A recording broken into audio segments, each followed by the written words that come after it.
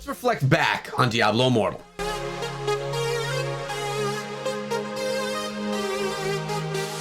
What is up, my friends? My name is Echo and welcome back to the channel where daily we cover Diablo Immortal. We're representing the slime triangle here today from Shandors. Thank you so much for the shirt. And I just want to talk to you guys about what we know, what we expect, and where we are regarding Diablo Immortal, because a lot of new people I've been finding are coming to this channel every day, and a lot of the same questions are being asked. So I may have to actually go back and repeat some of the things that some of you OGs may have already heard and know of from previous videos. So where are we with Diablo Immortal right now? We had BlizzCon Line approximately 1 month ago, and since then it has been silence. My prediction was that we were going to be getting another beta version of the game because there are 3 more beta versions coming, and I anticipated that coming in March. This is March. We're more than halfway through March, and now I'm getting a little concerned, and I'm saying, I don't know. I mean, we literally have 11 days left in March.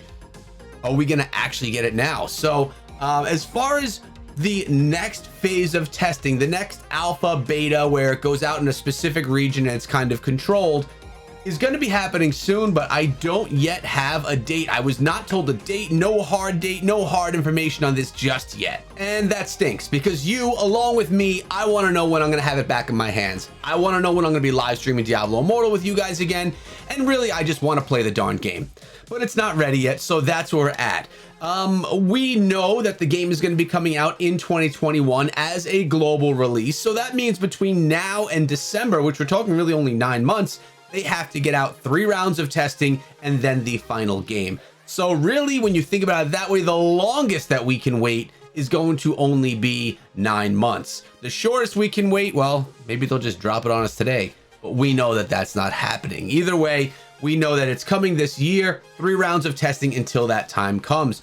And we know that in those tests, they need to test a multiple amount of things. Some of those things include new character classes, the Necromancer and the Crusader. They need to test new zones, zone 50, 55, and 60, new levels for the characters as well as PvP and any other new things that they plan on adding to the game in the meantime. Will it play on your phone? Phones and devices, it has been upgraded just for the beta testing. That way, when people that are downloading the game and playing it are able to put out content, videos, and stream this content at a higher level quality so that low level quality content isn't out there making Diablo Immortal look bad. So don't worry about that. If it's not available in your app store right now and says it's not compatible with your device, that's all going to change when the game does come out. So most likely you're going to be okay. If your device is super old, crazy old, excessively old, then you may want to look into something else, or you could always play it on BlueStacks as well, because I believe that's going to be a thing. I think that you're gonna be able to do it there as well. Let's talk about controller support, because everyone wonders, will you be able to play this with the controller? And it has been said that controller support will be, they're gonna entertain it. They like the idea of people being able to play their game on a controller with the mobile device. So that's pretty sweet as well. And another cool feature that we have coming is you're gonna be able to play cross device. So if you're playing on an iPad, but you have an Android phone, you'll be able to link your account with both of those via Battle.net, and you could go on your phone, then on your iPad, and you could play between both, whether they're both the same, either Android and then another Android, Apple and then another Apple, or if they're different, an Android and an Apple, it's all going to be connected via Battle.net, which is great because who likes having to have their main account bound to one device and you have no options to play on anything else? Because me, I like to play on the iPad here, and I like to play on the phone whenever I'm out about and doing other things. Now, if you're really new to Diablo Immortal and this is maybe one of the first videos you're seeing about the game, yes, Diablo Immortal is only being made for mobile devices, but you're most likely going to be able to use mirroring programs such as BlueStacks to play it on your computer as well. For all of you people that have those beast computers and that maybe just don't like playing on mobile devices, that will be an option for you, which is really nice. But I personally am going to enjoy playing on my mobile devices. I probably won't ever go onto BlueStacks to play Diablo Immortal. I'd much rather just play on my phone or on my tablet. And also, with that being said, we're going to have 6 character classes, and I'm going to tell you my favorite according to the ones that I played. We're going to start off with the Barbarian, which was my favorite class inside of the game. My second favorite would be the Monk, which is the gameplay you're watching right now. This was me during the technical alpha, going through as the monk, which was the second class that I played. My third favorite class would be the demon hunter, playing at range, using the nice skills that you could actually use during movement as well. Really beautiful. Then the fourth one that I played was the wizard, and that was my least favorite of all, although it was probably the most favorite amongst the community that did get to play Diablo Immortal. We did a tier list of all of these just the other day, and well, I kind of broke down what I thought was good, what I thought was bad. Here, a little spoiler here, guys.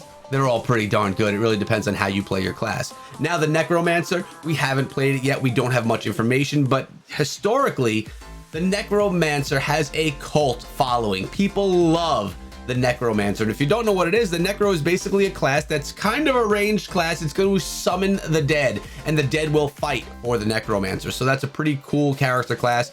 That would be, I would like for that to be the next class that I play.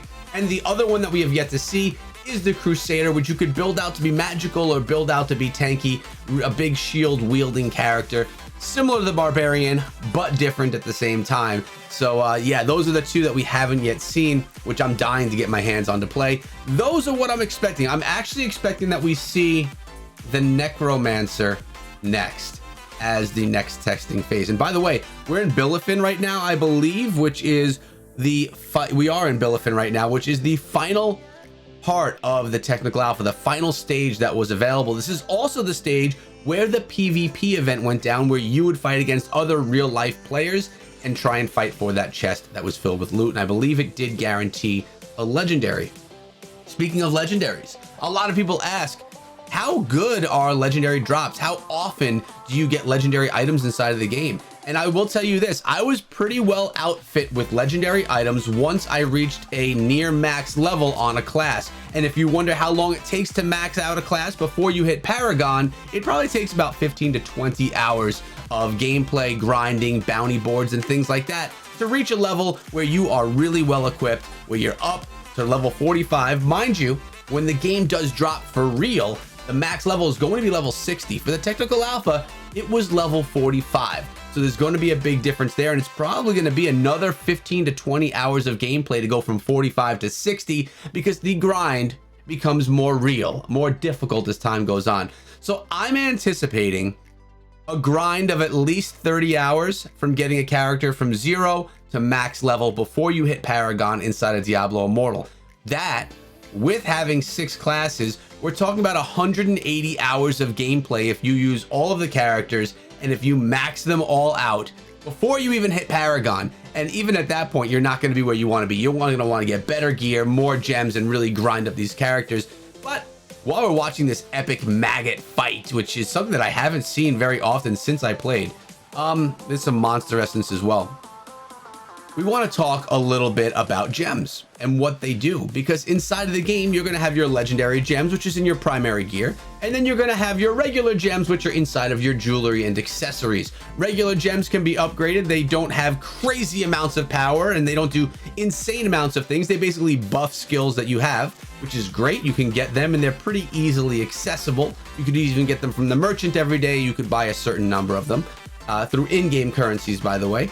And if you want those legendary gems, you can find them from going through the game. You can get them in Elder Rifts, or you can buy legendary crests. You also get legendary crests for free, mind you, but you can buy legendary crests, and you could get 1 legendary gem for each legendary crest you insert into your battle inside of an Elder Rift. You can use up to 3. So in doing this, you would be guaranteeing yourself 3 legendary gems from running an Elder Rift if you put in 3 legendary crests. And anyone that joins along with you, they don't get gems. They would get ruins, which they can take a whole bunch of ruins that they collect over time, combine them, and forge them into a legendary gem. So even people that aren't buying them are going to get some benefit. It's going to take a while to take those runes and turn them into gems, but it is going to happen. So it's going to be beneficial if you don't have any money in game, if you don't have any legendary crests, if you don't want to spend anything, to play with someone that does, so you can get some of those benefits and get some legendary gems yourself, which legendary gems are going to give you different powers, different abilities, and really are how you build out your heroes and how you build out your characters inside Diablo Immortal. I'm realizing now as I do this video that I'm kind of giving like a comprehensive mishmash of everything that I'm like thinking back on from the alpha. There's so much to talk about regarding Diablo Immortal. I'm going to be bringing you videos every day breaking down each of these elements over again for you so you have a complete understanding of the game, so when it does release, you are already running forward, ready to be the best inside of the game. Remember, if you want to engage with me more, there's two places to do it. One is in the comment section below. The other one is going to be over on my Discord server, which is the pinned comment. So make sure you come on through, join us over there. Those that are in the Discord, part of the family, interacting, are going to be part, if they want to, of course, maybe you don't want to, but part of my guild. You will have an invitation to my guild, which will hold 150 people. Have a great day, guys, and be good.